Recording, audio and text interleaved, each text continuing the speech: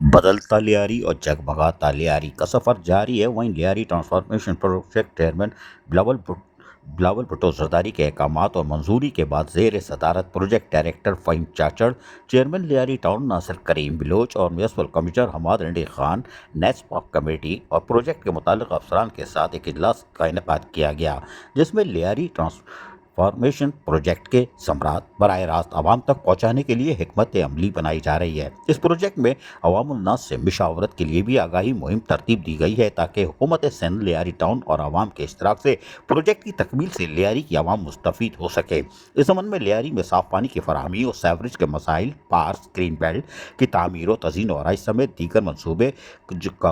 پر غور و خوض جاری ہے۔ تاہم